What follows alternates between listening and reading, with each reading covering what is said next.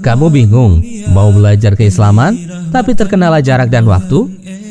Atau kamu bingung mau belajar keislaman tapi yang ringkas dan mudah dipahami? Nah, kami tahu solusinya. Ayo ikuti program Kuliah Studi Islam atau KSI Online bersertifikat. Program ini telah diikuti oleh 100.000 lebih peserta dari seluruh Indonesia loh. Dan program ini 100% gratis. Kenapa sih kamu harus bergabung di program Kuliah Studi Islam atau KSI Online ini? Pertama, kedua, ketiga,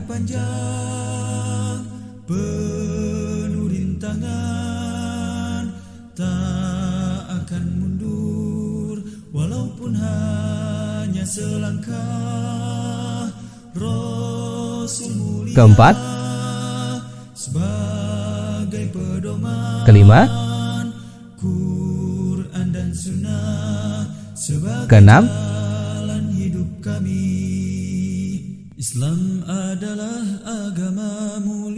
dan seluruh program ini gratis. Daftar sekarang juga dengan ketik KSI, tanda pagar nama lengkap, tanda pagar kota, dan kirim melalui nomor WhatsApp berikut ini. Ayo tunggu apa lagi? Daftar segera di program Kuliah Studi Islam atau KSI Online. Masya Allah, menarik bukan? Bagi kamu yang ingin belajar keislaman tapi terkendala jarak dan waktu, dan yang ingin belajar keislaman tapi yang ringkas dan mudah dipahami, Kuliah Studi Islam atau KSI Online solusinya.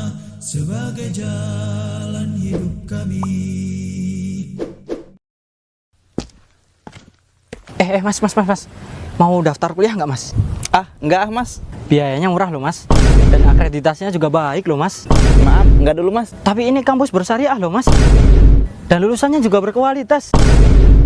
Di mana Mas? Oh, di STAI Al-Hidayah.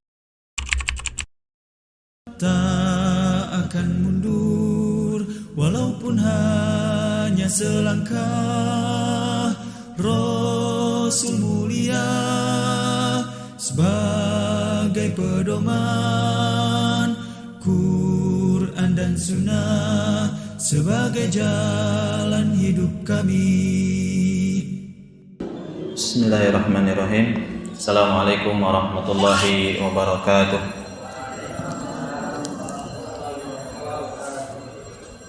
Innal hamdalillah nahmaduhu wa nasta'inuhu wa nastaghfiruh wa nastahdiih wa na'udzu billahi min syururi anfusina wa min sayyiati a'malina. Man yahdihillahu fala mudilla lahu wa man yudlil fala hadiya lahu. Asyhadu an la ilaha illallah wahdahu la syarika lahu wa asyhadu anna Muhammadan abduhu wa rasuluhu alladzi la nabiyya wa la rasula ba'dah. Allahumma salli wa sallim ala nabiyyina Muhammadin wa ala alihi wa ashabihi wa man tabi'ahum bi ihsanin ila yaumiddin. Allahumma inna nas'aluka khaira ma fi hadzal yawm wa khaira ma ba'dah wa na'udzu bika min syarri ma fi hadzal yawm wa syarri ma ba'dah. Rabbana zidna ilman warzuqna fahman. Hadirin rahimani Allah wa iyyakum. Insyaallah kita di kesempatan kali ini akan membahas tentang malaikat pencatat amal perbuatan kita. Malaikat yang masyhur, malaikat mulia yang dikenal oleh keumuman masyarakat dengan nama siapa? Raqib Atid. Ya. Itu yang dikenal di keumuman masyarakat kita. Tentunya kita sudah paham kandungan dari beriman kepada malaikat. Semuanya harus sesuai dengan nas-nas yang Allah tetapkan dalam Al-Quran dan As-Sunnah. Sebab malaikat itu gaib, tidak terlihat. Para ulama menyebutkan kandungan ketika kita mengatakan saya beriman kepada malaikat Allah. Yang pertama, mengimani keberadaan mereka yang Allah ciptakan dari cahaya. Itu yang pertama, mengimani malaikat itu ada walaupun tidak kelihatan. Kemudian mengimani nama-nama yang Allah berikan nama tersebut kepada malaikat, seperti Jibril misalkan. Kita imani Jibril itu ada malaikat bernama Jibril. Kemudian kandungan yang ketiga, mengimani sifat ataupun karakter yang Allah ataupun Rasulnya juga sebutkan di dalam Al-Quran dan hadis-hadis yang sahih, serta mengimani terhadap pekerjaan yang Allah perintahkan untuk mereka laksanakan. Ini kandungan ketika kita mengatakan saya beriman kepada malaikat Allah. Salah satunya kita ingkari, berarti batal keimanan kita terhadap malaikat Allah Subhanahu wa Ta'ala. Ya. Baik, kita awali dari nama Raqib Atid. Ya, karena di sini ada sanggahan ya dari para ulama, di antara ulama muaksirin ataupun zaman-zaman sekarang, di antaranya adalah Dr. Umar Sulaiman Al-Ashqar hafizahullah ta'ala. Beliau mengatakan bahwa nama yang masyhur di sebagian masyarakat atau keumuman masyarakat dengan Raqib Atid yang mencatat amal perbuatan manusia, ini adalah keliru jika mereka mengambil nama tersebut dari firman Allah, ma yalfidhu min qaulin illa ladaihi raqibun atidun. Nah, jika pengambilan nama untuk malaikat pencatat amal itu dari ayat ini, jika istidlal penamaan nama malaikat dari ayat ini, maka kata beliau itu ghairu sahihin, tidak sahih ya, alias keliru. Karena Raqib Atid di dalam ayat tersebut itu bukan nama, tetapi karakter ataupun sifat. Jadi Raqib Atid itu sifat untuk malaikat ya, yang menulis amalan perbuatan manusia. Yes. Dan hadzanil wasfan, dua sifat ini, Raqib Atid ini, itu milik satu malaikat. Jadi tidak dibedakan. Kan kita pahamnya ya, anak lah ya. Pahamnya dulu Raqib kanan, Atid kiri gitu kan. Enggak, ini dua sifat ini untuk malaikat di sebelah kanan memiliki sifat Raqib Atid. Untuk malaikat yang di sebelah kiri ya, yang menulis perbuatan jelek, yang kanan menulis perbuatan baik, ini pun memiliki sifat Raqib Atid ya. Nanti kita akan bacakan ataupun kita akan bahas apa makna dari Raqibun wa Atidun ini. Itu pendapat kebanyakan dari para ulama yang mengomentari bahwa nama malaikat pencatat amal itu Raqib Atid itu adalah keliru. Ya. Baik, kita akan masuk ke dalil-dalil ataupun nas yang memang ini berkaitan dengan malaikat atau keberadaan malaikat yang ada di samping kanan dan kiri kita yang mencatat amal perbuatan kita. Amal baik, amal buruk, amal hati, amal ucapan, anggota badan, dan seterusnya. Dalam Quran surat Qaf ayat ke-16 sampai ke-18, Allah Subhanahu wa taala berfirman, A'udzu billahi minasyaitonir rajim. Wa laqad khalaqnal insana wa na'lamu ma tuwaswisu bihi nafsuh. Wa nahnu aqrabu ilaihi min hablil warid. idh yatalaqal mutalaqiyani 'anil yamini wa 'anil shimali qa'id ma yalfidhu min qawlin illa ladaihi raqibun 'atid. Terjemahannya, sungguh kami benar-benar telah menciptakan manusia dan mengetahui apa yang dibisikkan oleh dirinya. Kami lebih dekat kepadanya, pada manusia, daripada urat lehernya. Ingatlah ketika dua malaikat mencatat perbuatannya, yang satu duduk di sebelah kanan dan yang lainnya di sebelah kiri, dan tidak ada suatu kata pun yang terucap melainkan ada di sisinya malaikat pengawas yang selalu siap mencatat. Ya. Kata Ibnu Katsir, ma yalfidhu, apa-apa yang dilafazkan dari manusia atau anak Adam, anak keturunan, min qaulin, ucapannya, ya. Ma yatakallamu bi kalimatin, walaupun yang dia ucapkan itu satu kalimat. Makanya ketika Imam Ahmad mengaduh saat sakitnya, aduh gitu kan, ada yang mengingatkan tuh, yang menjenguk, wahai Syekh, mengaduh itu kalimat, mengaduh itu kalimat. Sedangkan Allah berfirman, ma yalfidhu min qaulin, itu diantara maksudnya, kata sebagian ahli tafsir, ma yatakallamu bi kalimatin wahidatin, apa yang dia ucapkan dibicarakan walaupun satu kalimat. Jadi kata aduh pun walaupun sifatnya ya tadi ya, merintih, itu dicatat oleh malaikat.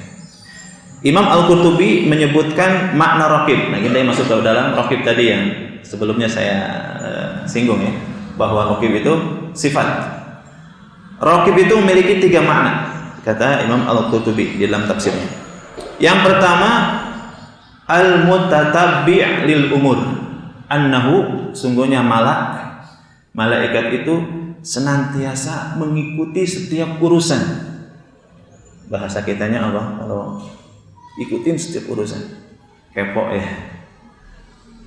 Malaikat itu memang harus tahu karena akan ditulis lembaran-lembaran yang akan dilaporkan kepada Allah Subhanahu wa taala. Itu sifatnya.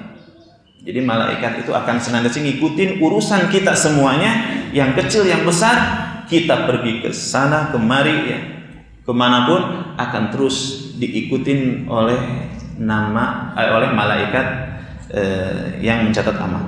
Makna yang kedua, annahu al-hafidh, yang menjaga, ya, yang menjaga. Tadi yang ngikutin urusan kita, tidak mau terlewatkan. Yang kedua, menjaga. Ya, kalaupun kita punya atau meyakini dengan sebenar-benarnya, maka insya Allah kita atau orang tersebut akan menjadi salih. Ya. Karena yang menjaga, yang mengawasi, yang ngikutin itu makhluk yang suci, makhluk yang salih. Di depan teman kita aja, misalkan ada teman kita yang nggak baik, kita malu untuk bermaksiat, apalagi di depan teman yang salih. Ini malaikat adalah makhluk yang salih tentunya, kita paham semua. Dan yang makna yang ketiga, annahu syahid, sebagai saksi dari apa yang kita lakukan. Jadi 3 makna ini merupakan karakter ataupun sifat dari malaikat pencatat amal perbuatan kita. Ya. Yang pertama, senantiasa ngikutin urusan kita. Yang kedua, yang menjaga dan mengawasi. Dan yang ketiga adalah yang menjadi saksi dari perbuatan kita. Kemudian atid, makna atid itu adalah 2 makna. Masih kata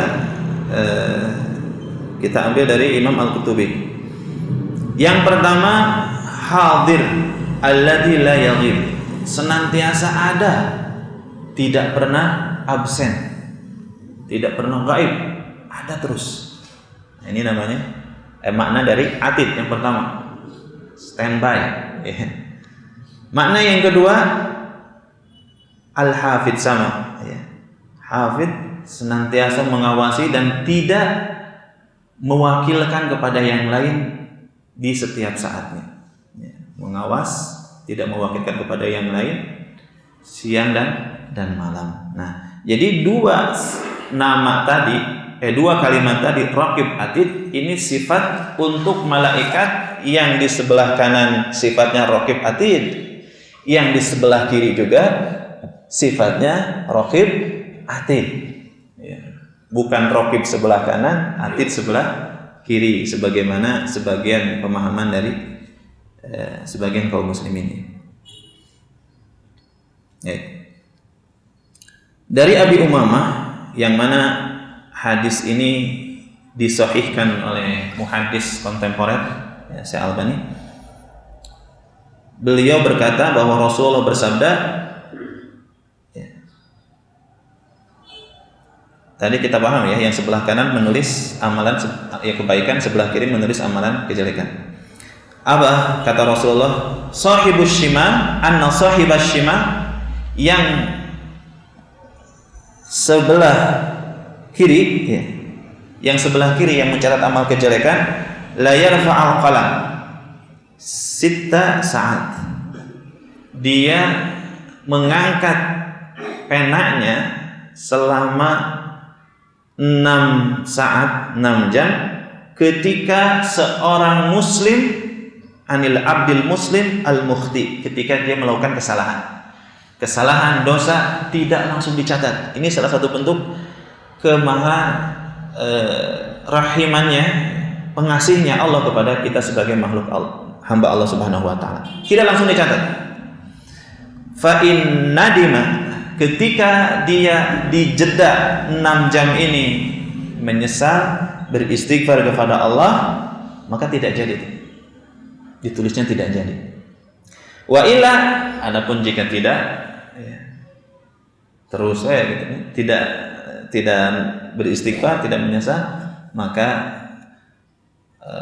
kutibat, ditulis wahidatan, 1 ya. Beda dengan kebaikan. Kalau kebaikan saat dieksekusi langsung ditulis, dan ditulisnya ya, dilipat gandakan dari 7 terus sampai tidak terhingga. Baik, itu nas yang pertama.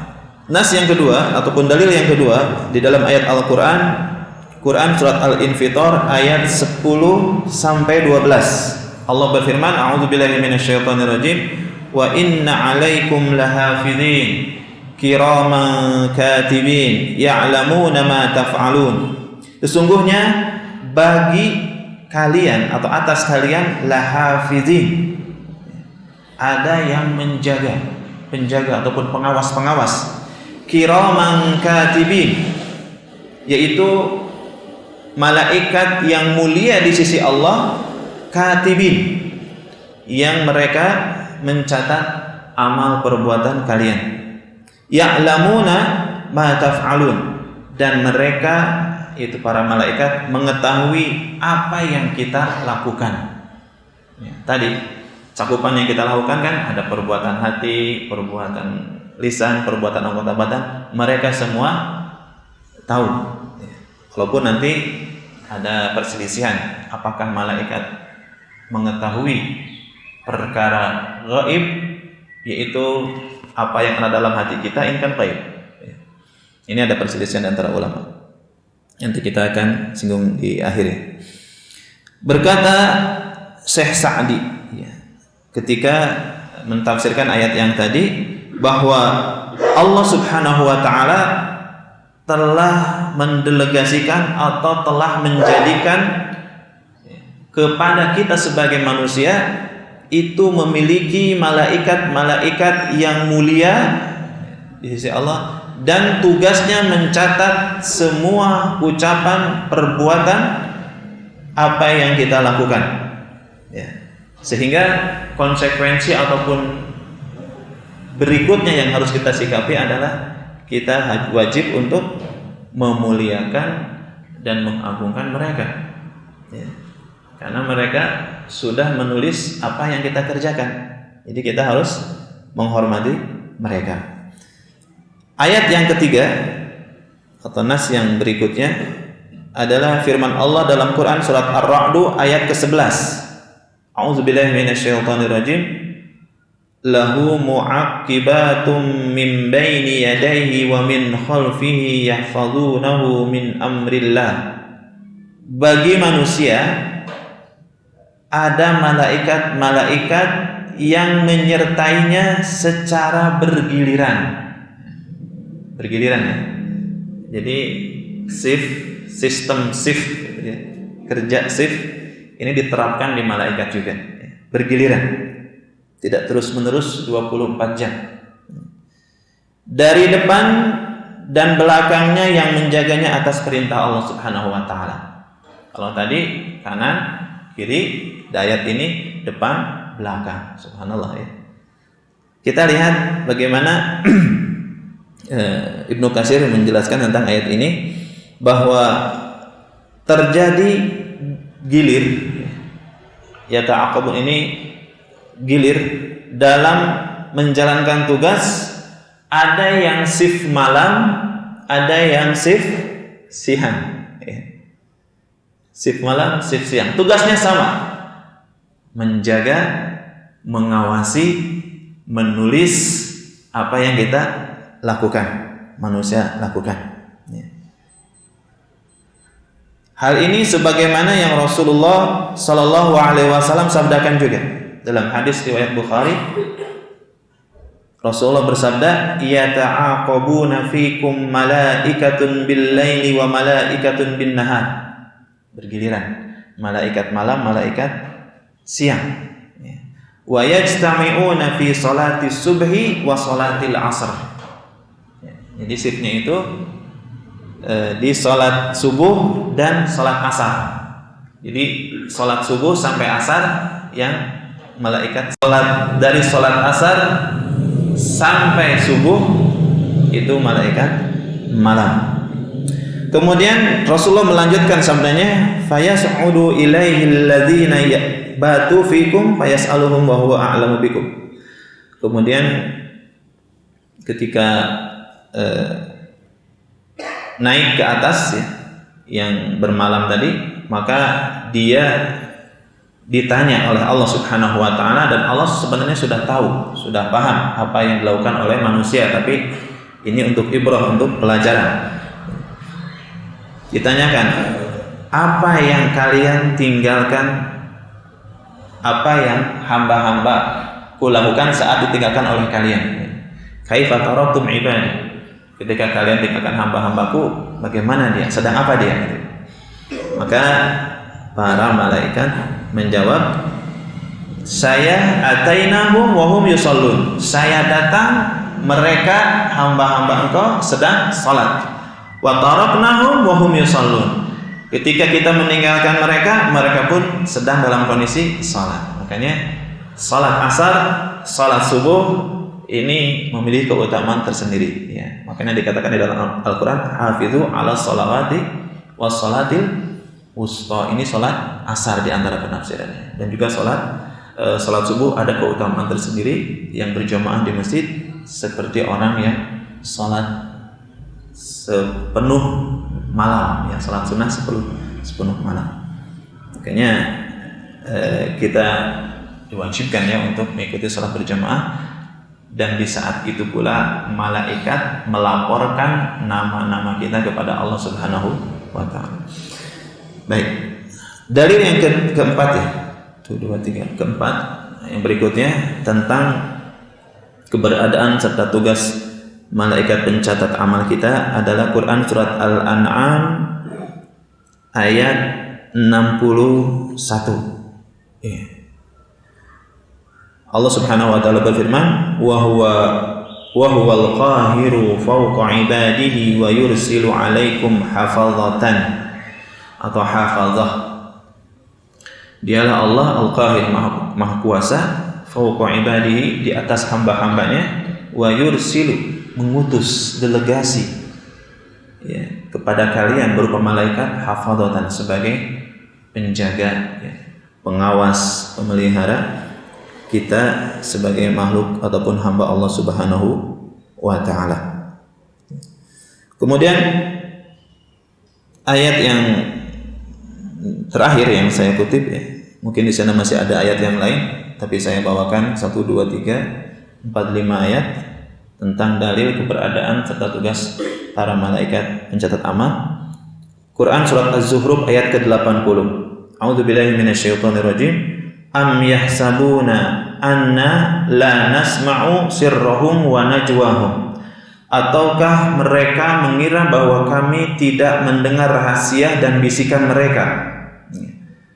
Bala wa rusuluna ladaihim yaktubun. Sebenarnya kami mendengar dan utusan-utusan kami, siapa? Ya malaikat maksudnya, mencatat di sisi mereka. Ya, jadi rusul di sini adalah para malaikat yang Allah tugaskan atau delegasikan agar mencatat apa yang mereka ucapkan, apa yang mereka lakukan. Nah, sekarang ada pertanyaan, kapan malaikat mulai mencatat perbuatan kita semuanya? Apakah semenjak borojol ya, semenjak lahir, ataukah semenjak balik? Ya, semenjak balik. Kapan, Kang? Balik. Semenjak balik ya. Baik, kita bacakan di sini bahwa malaikat yang Allah tugaskan untuk menjaga serta mencatat amal perbuatan kita ini memulai tugasnya saat bidayati hayatihi, dari awal kehidupannya di dunia. Berarti saat lahir ya, saat lahir ditulis. Walaupun nanti di sana ada perselisihan, apakah semua gerakan, semua ucapan yang mungkin tidak ada nilai pahala, tidak ada nilai dosa juga ditulis ya. Insya Allah yang roji itu emang semuanya ditulis ya, termasuk tadi aduh pun ditulis ya. Mana dalilnya bahwa malaikat mulai menulis semenjak lahir? Ya tadi yang sudah saya sampaikan, wa inna alaikum lahafidhin. Sesungguhnya atas kalian itu ada malaikat-malaikat yang menjaga kalian, yang mengawasi kalian, kiraman katibin, yang mulia dan menulis, ya'lamuna ma taf'alun, dan mereka mengetahui apa yang kalian kerjakan ya. Kemudian dalil yang tadi, wa huwal qahiru fawqa ibadihi wa yursilu 'alaikum hafadhah. Dialah Allah yang Maha Kuasa di atas hamba-hambanya yang mengutus delegasi itu malaikat kepada kalian hafadhatan, sebagai pengawas, penjaga, dan menulis apa yang kalian lakukan dan ucapkan. Jadi kata sebagian ulama itu disebut hafadhah, disebut kalimat hafadhah itu lihifdhihim likulli ma yasduru minal abd. Dikatakan hafadhah, kalimat hafadhah itu maksudnya menjaga untuk senantiasa mengawasi dan menulis apa yang memang keluar dari dirinya, dari ucapan ataupun amal perbuatan ya. Adapun bagaimana korelasi dengan sabda Rasulullah ya, yang mengatakan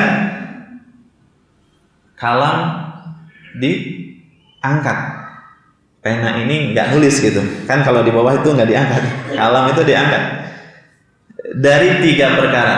Yang pertama dari kecil atau dari bayi sampai balik. Yang kedua dari yang tidur sampai bangun. Yang ketiga dari yang orang gila sampai dia sembuh, berakal ya. Ini 3 orang ini tidak akan ditulis.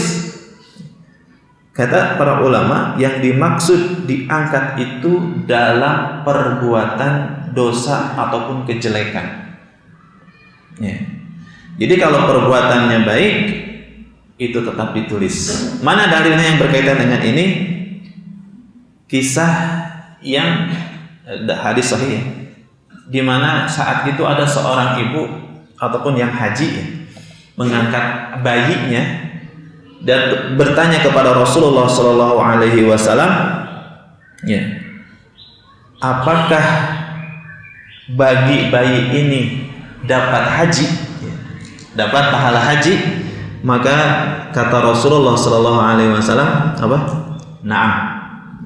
Di saat perempuan bertanya kepada Rasulullah, ini bayi nih atau mungkin belum balik lah, tamyiz, maka perbuatan, ucapan yang baik yang berpotensi dapat pahala dari amal solehnya itu ditulis oleh malaikat. Dan ini pun bagian dari maha rahimnya Allah, kasih sayangnya Allah kepada kita semuanya.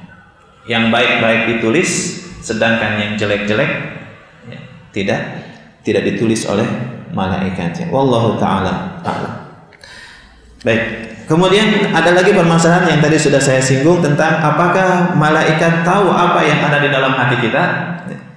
Maka di sini juga ada beberapa pendapat.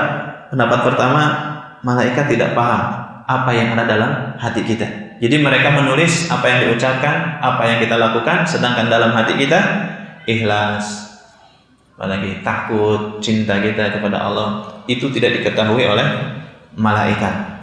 Dan ini tentunya pendapat ini tertolak karena dalil-dalil yang ada di dalam hadis yang sahih menyebutkan malaikat khusus, ya, kemungkinannya khusus pencatat amal, Allah kasih tahu tentang kondisi hati manusia. Dalilnya mana? Hadis sahih riwayat Muslim dari Abu Hurairah, Rasulullah SAW bersabda, khalatil malaikah, malaikat pernah bertanya atau berkata, Rabbi zaka abduka yuridu an ya'mala sayyi'atan. Ya Rabb, ini hamba engkau menginginkan untuk melakukan amal yang jelek. Sudah melakukan belum? Belum. Baru apa? Niat. Niat di mana? Di hati. Ada keinginan untuk melakukan amal jelek.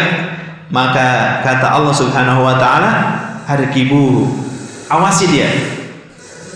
Allah tidak menyuruh untuk menulis, tapi awasi dia.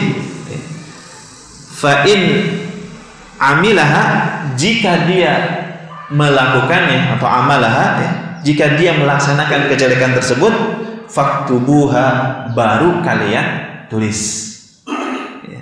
Bimisliha, satu. Wa in tarakaha faktubuha lahu hasanah. Jika meninggalkan, maka tulis kebaikan satu. Ya, seperti itu. Di sini malaikat tahu hati ataupun keinginan seseorang dalam melakukan amal soleh. Innama tarakaha min jaraya, kata Allah, sesungguhnya dia meninggalkan pekerjaan yang jelek tersebut itu karena aku, ya, karena ikhlas karena aku. Kemudian ada ini kutipan dari Ibnu Qayyim dan mungkin sebagian dari ulama, dan Ibnu Qayyim juga menukil dari Junaid, Imam Junaid, tentang kalimat yang mengatakan bahwa al-ikhlas la ya'lamuhu malakun fayaktubuhu. Ikhlas itu, khusus ikhlas itu tidak diketahui oleh malaikat dan tidak ditulis oleh malaikat.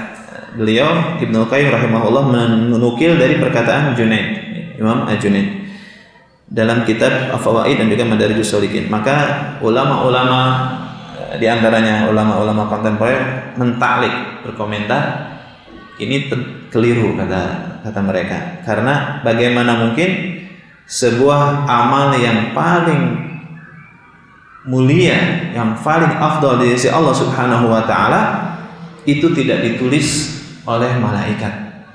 Tidak ditulis. Hanya menulis keinginan saja, tapi landasannya, ikhlasnya tidak ditulis. Bagaimana ini? Kan dalam hadis-hadis yang lain juga disebutkan, ya, idza arada 'abdi an ya'mala say'an fala taktubuha. Bahkan dalam hadis yang lain, idza hamma, ya, idza hamma innallaha katabal hasanati wa sayyi'ati tsumma bayyana dzalik. Faman hamma bi hasanatin falam ya'malha katabahallahu lahu indahu hasanah. Hamma di sini keinginan yang kuat untuk melakukan kebaikan. Bagaimana mungkin malaikat menulis terus keinginan-keinginan tetapi tidak menyertai amalan hatinya berupa keikhlasan. Ya. Ini tentunya keliru ya dari perkataan tersebut. Intinya hasilnya ataupun natijahnya bahwa malaikat menulis semua apa yang ada di dalam hati, ya, perbuatan-perbuatan hati, dan ini diantara pendapat Ibnu Hajar Al-Asqalani tentang masalah tersebut. Yang terakhir, buah dari beriman kepada malaikat pencatat amal adalah bisa menimbulkan kepada kita muraqabatullah, pengawasan Allah, pengawasan malaikat kepada kita. Akan semakin besar naik muraqabah kita kepada Allah Subhanahu wa taala karena kita beriman kepada malaikat. Bukan hanya beriman kepada malaikat saja, tapi kita meyakini kanan kiri kita senantiasa dipantau. Pakai CCTV saja kadang kita berubah yang tadinya biasa menjadi serius, apalagi jika kita mengimani bahwa benar-benar samping kanan kiri kita ada makhluk mulia yang bernama malaikat yang senantiasa memantau kita. Yang kedua, al-haya, akan menimbulkan rasa malu, ya, malu untuk melakukan kemaksiatan. Yang ketiga, al-ijtihadu fi amalin salih, akan membantu untuk bersemangat dalam beramal saleh. Iya. Gak usah ragu, gak usah khawatir. Ada malaikat yang senantiasa menulis apa yang kita lakukan, termasuk amalan hati kita. Saya ikhlas, walaupun disebutkan saya ikhlas.